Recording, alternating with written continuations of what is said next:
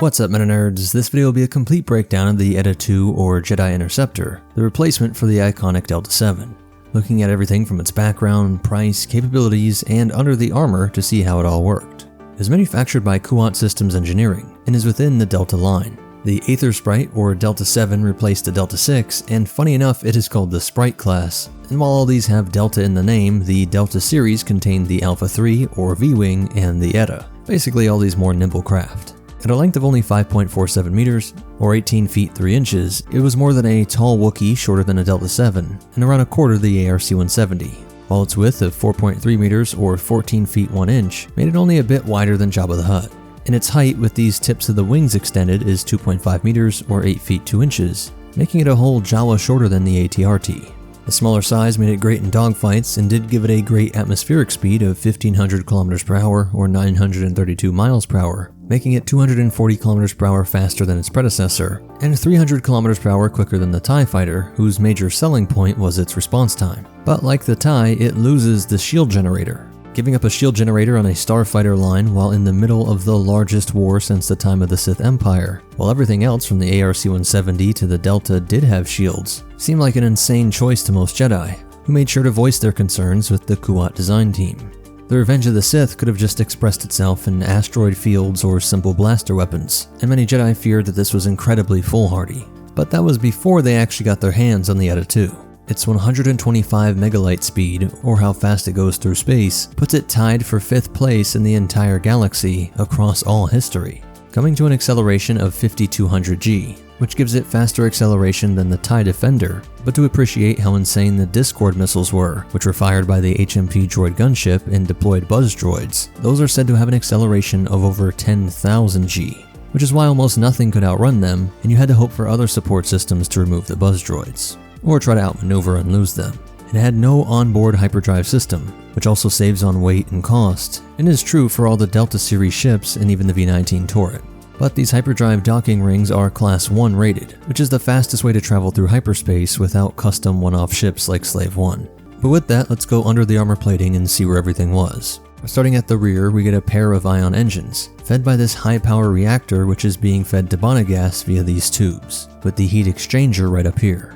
We get an even more detailed cutaway of the engine unit itself, showing the electrostatic plates around the thruster nozzles, with the electromagnetic vectoring tech allowing the pilot to make precision adjustments to the flow of ionized gas being propelled out the back, changing the thrust stream by up to 30 degrees. And that's on each engine independently, allowing for incredible maneuverability.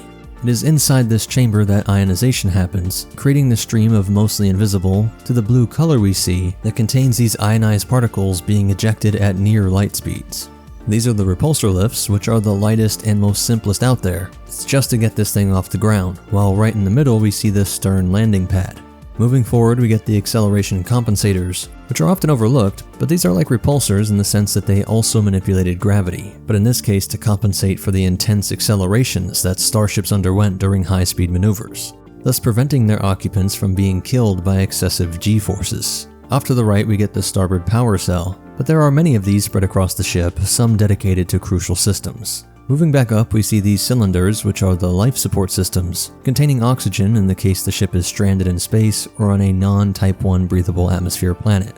There is a small amount of space right behind the pilot's seat, enough space for some MREs or survival material, maybe extra comms or small weapons, but it should not exceed 60 kilograms or 132 pounds.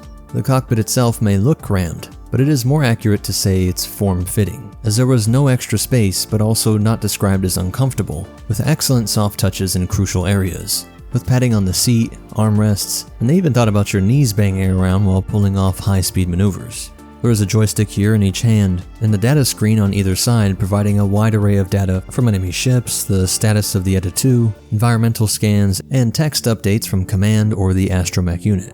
The unique bubble design and large window that would be very similar to the TIE Fighter all work to make this ship feel even less claustrophobic, but it also served a practical reason, giving the pilot an incredible view of their surroundings with their own eyes, which was invaluable to Jedi pilots whose bodily sense and connection with the Force were integrally connected to their ship, and essentially just an extension of all the technology in the Eta. Continuing, we get to the astromech, which would usually insert via devices in hangars or could maneuver into position via their jetpacks. And though there is no onboard hyperdrive unit, they could calculate the routes when connected to the ring, and act as co-pilot during travel and battle, collecting data and working to repair and recommend solutions to any issue that arose. And of course act as secondary weapon systems in an anti-buzz droid role.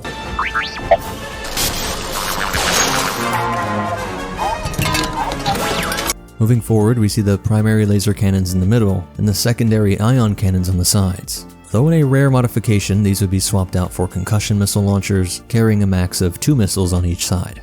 Going out to the wings, we see an emergency toolkit nestled here, and the pop-up headlights just in case you thought this thing couldn't get even cooler.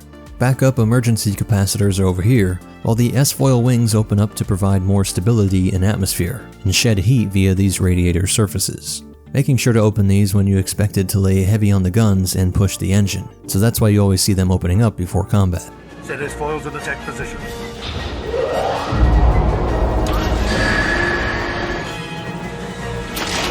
Other interesting things to note is the fact that the Jedi did not wear any life support systems like the clone pilots, and this was meant to evoke confidence in their men, knowing that any slight crack in the Eta-2, which had no shielding, could lead to a loss of oxygen and quick death in space. And that smaller capacitors to save on weight meant that when paired with the full-size standard laser cannons, they could not fire for long. Though this wasn't usually a problem with Jedi pilots who were always efficient with every shot, waiting until they see the reds of the droid's photoreceptor eyes. Now when these flew off the orbital shipyards, this compact design allowed many more Eta-2 ships to be accommodated in hangars that could previously only hold a few Delta 7s and Delta 7B craft. As a result, the Venator-class Star Destroyer could carry a standard fighter complement of 192 Eta-2s.